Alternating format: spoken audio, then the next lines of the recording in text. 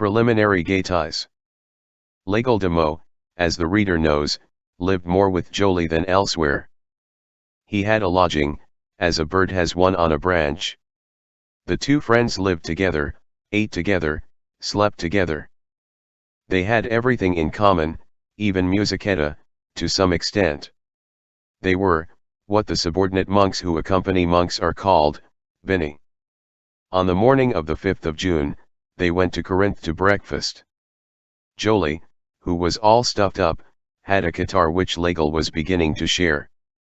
L'aigle's coat was threadbare, but Joly was well dressed.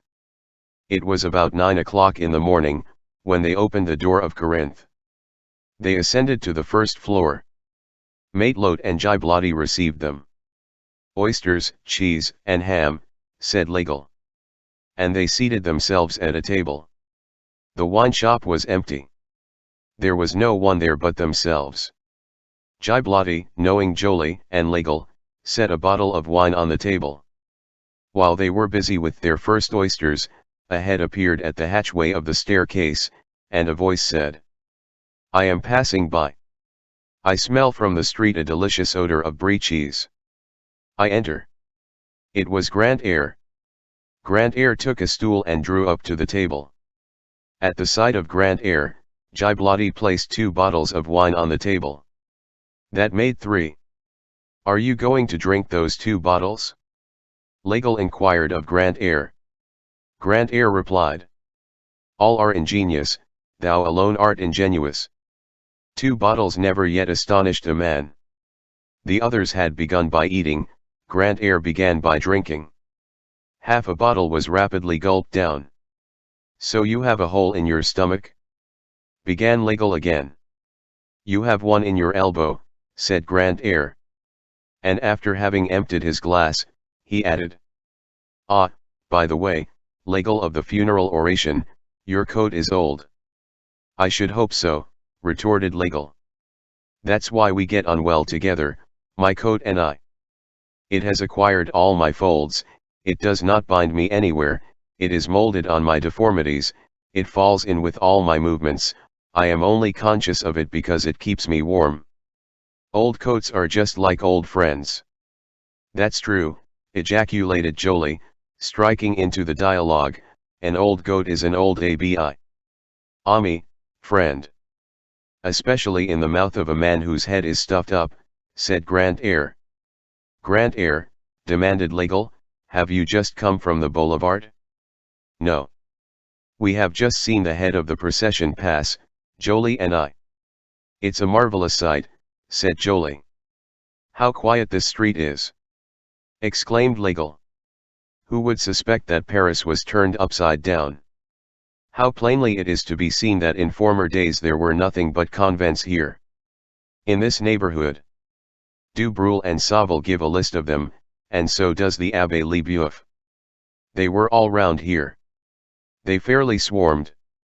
Booted and barefooted, shaven, bearded, grey, black, white, Franciscans, Minims, Capuchins, Carmelites, little Augustines, great Augustines, old Augustines, there was no end of them."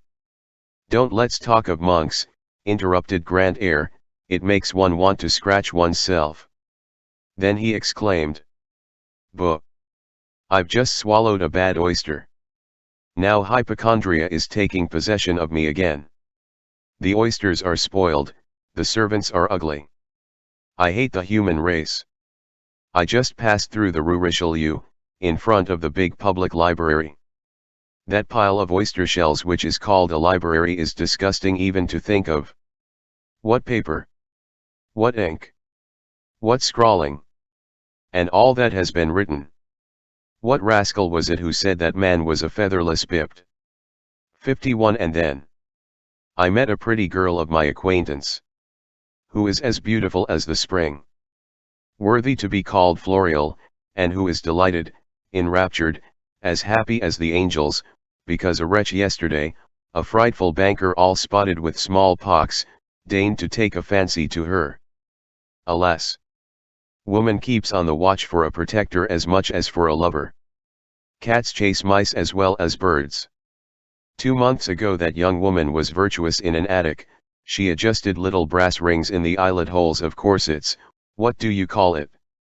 She sewed, she had a camp bed, she dwelt beside a pot of flowers, she was contented. Now here she is a bankeress. This transformation took place last night. I met the victim this morning in high spirits. The hideous point about it is, that the jade is as pretty today as she was yesterday. Her financier did not show in her face. Roses have this advantage or disadvantage over women, that the traces left upon them by caterpillars are visible. Ah! There is no morality on earth. I call to witness the myrtle, the symbol of love.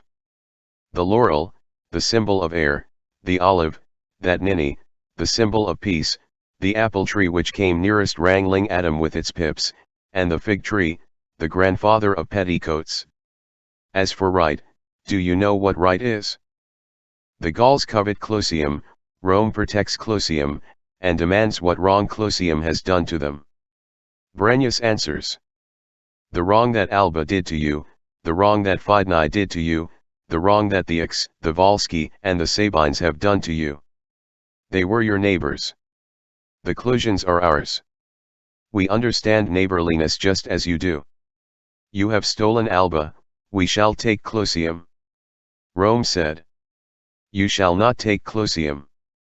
Brennus took Rome. Then he cried. Vi victus. That is what right is. Ah! What beasts of prey there are in this world. What eagles. It makes my flesh creep.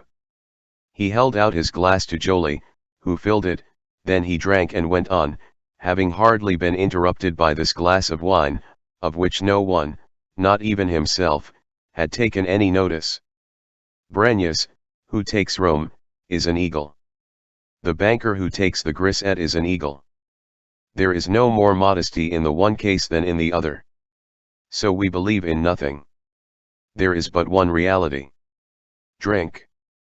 Whatever your opinion may be in favor of the lean cock, like the canton of Uri, or in favor of the fat cock, like the canton of Glarus, it matters little, drink. You talk to me of the boulevard, of that procession, etc., etc. Come now, is there going to be another revolution? This poverty of means on the part of the good God astounds me.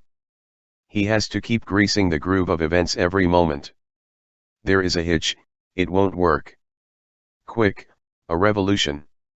The good God has his hands perpetually black with that cart grease. If I were in his place, I'd be perfectly simple about it. I would not wind up my mechanism every minute. I'd lead the human race in a straightforward way, I'd weave matters mesh by mesh, without breaking the thread, I would have no provisional arrangements, I would have no extraordinary repertory. What the rest of you call progress advances by means of two motors, men and events. But, sad to say, from time to time, the exceptional becomes necessary. The ordinary troop suffices neither for event nor for men. Among men geniuses are required, among events revolutions. Great accidents are the law. The order of things cannot do without them. And, judging from the apparition of comets, one would be tempted to think that heaven itself finds actors needed for its performance. At the moment when one expects it the least, God placards a meteor on the wall of the firmament. Some queer star turns up, underlined by an enormous tail. And that causes the death of Caesar. Brutus deals him a blow with a knife, and God a blow with a comet. Crack, and behold an aurora borealis, behold a revolution, behold a great man. 93 in big letters, Napoleon on guard, the comet of 1811 at the head of the poster. Ah! What a beautiful blue theater all studded with unexpected flashes. Boom! Boom! Extraordinary show. Raise your eyes, boobies. Everything is in disorder, the star as well as the drama. Good God, it is too much and not enough. These resources, gathered from exception, seem magnificence and poverty. My friends, Providence has come down to expedients. What does a revolution prove? That God is in a quandary. He effects a coup d'état because he, God, has not been able to make both ends meet. In fact, this confirms me in my conjectures as to Jehovah's fortune. And when I see so much distress in heaven and on earth, from the bird who has not a grain of millet to myself without 100,000 livres of income, when I see human destiny, which is very badly worn, and even royal destiny, which is threadbare, witness the Prince de Condé hung, when I see winter, which is nothing but a rent in the zenith through which the wind blows, when I see so many rags even in the perfectly new purple of the morning on the crests of hills, when I see the drops of dew, those mock pearls, when I see the frost, that paste, when I see humanity ripped apart and events patched up, and so many spots on the sun and so many holes in the moon, when I see so much misery everywhere, I suspect that God is not rich. The appearance exists, it is true, but I feel that he is hard up.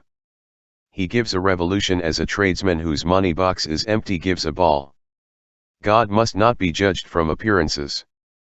Beneath the gilding of heaven I perceive a poverty-stricken universe. Creation is bankrupt. That is why I am discontented. Here it is the 4th of June, it is almost night. Ever since this morning I have been waiting for daylight to come. It has not come, and I bet that it won't come all day. This is the inexactness of an ill-paid clerk. Yes, everything is badly arranged, nothing fits anything else, this old world is all warped, I take my stand on the opposition, everything goes awry. The universe is a tease. It's like children, those who want them have none, and those who don't want them have them.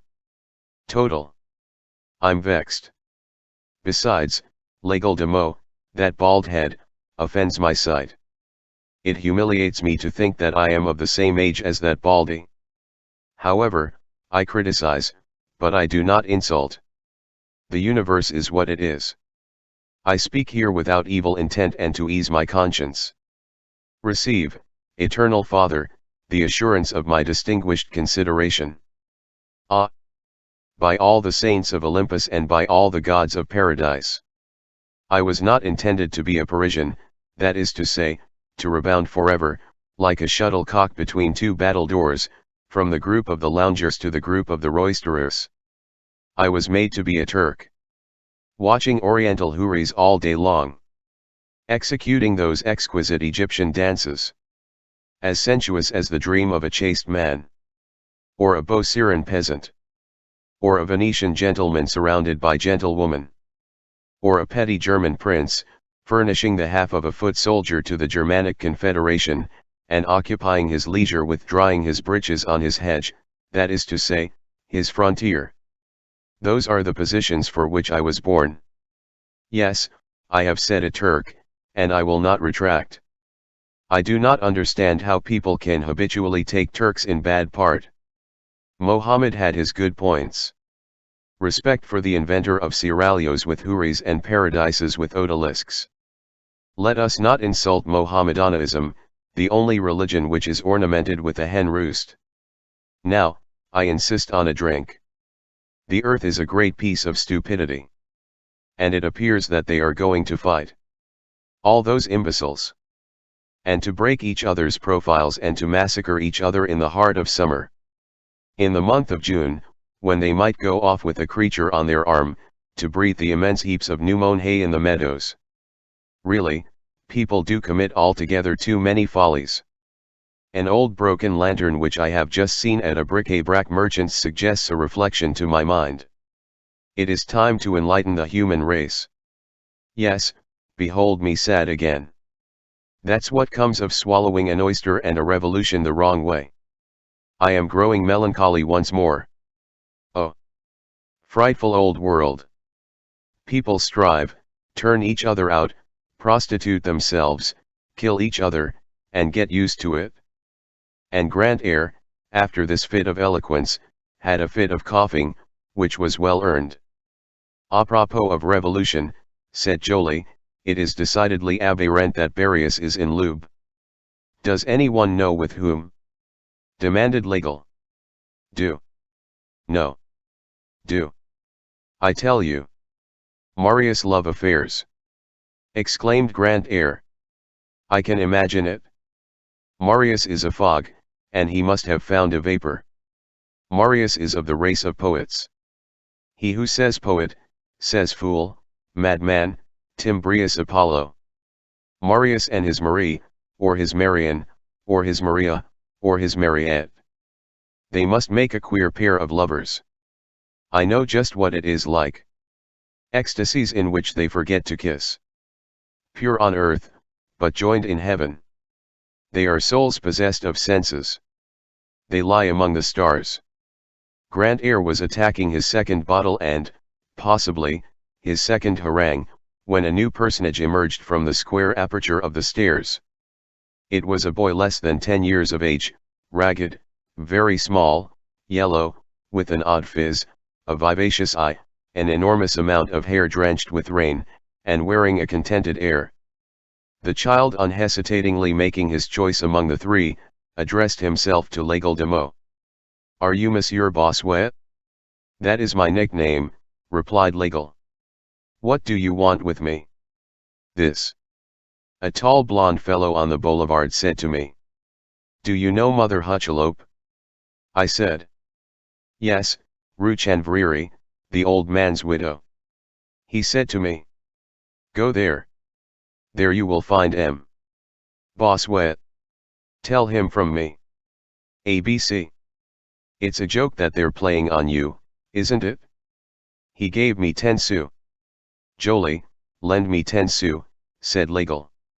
And, turning to Grand Air. Grand Air, lend me 10 sous. This made 20 sous, which L'Aigle handed to the lad. Thank you, sir, said the urchin. What is your name? Inquired L'Aigle. Naves, Gavroche's friend. Stay with us, said L'Aigle. Breakfast with us, said Grand Air. The child replied. I can't, I belong in the procession, I'm the one to shout down with Polignac. And executing a prolonged scrape of his foot behind him, which is the most respectful of all possible salutes, he took his departure. The child gone, Grand Air took the word. That is the purebred gamin. There are a great many varieties of the gamin species. The notary's gamin is called skip the gutter. The cook's gamin is called a scullion. The baker's gamin is called a mitron. The lackey's gamin is called a groom. The marine gamin is called the cabin boy. The soldier's gamin is called the drummer boy. The painter's gamin is called paint grinder. The tradesman's gamin is called an errand boy, the courtesan gamin is called the minion, the kingly gamin is called the dauphin, the god gamin is called the bambino. In the meantime, L'Aigle was engaged in reflection. He said half aloud. ABC, that is to say. The burial of Lamarck. The tall blonde, remarked Grand Air, is enjolras, who is sending you a warning.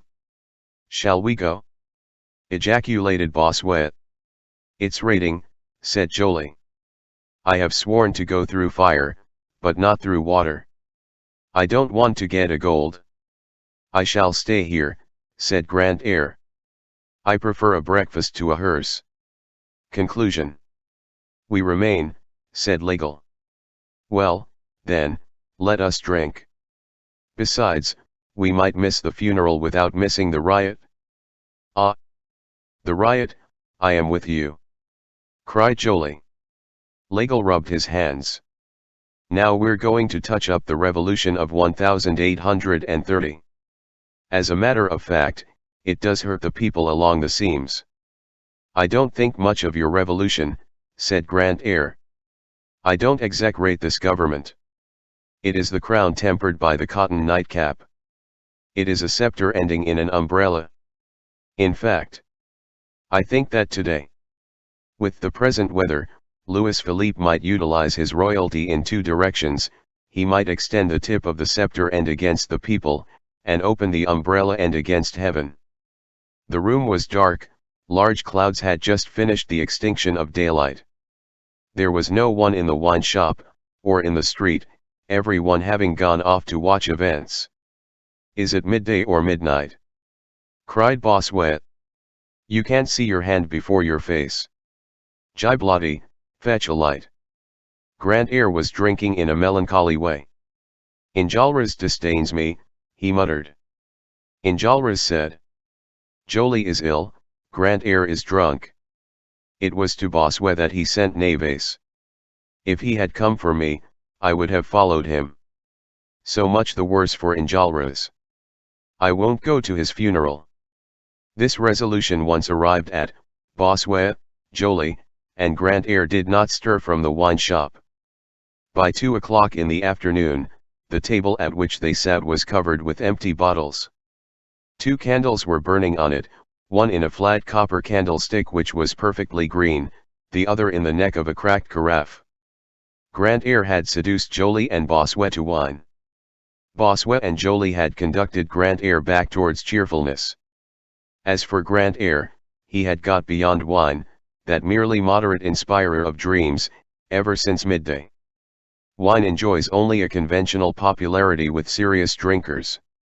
There is, in fact, in the matter of inebriety, white magic and black magic. Wine is only white magic.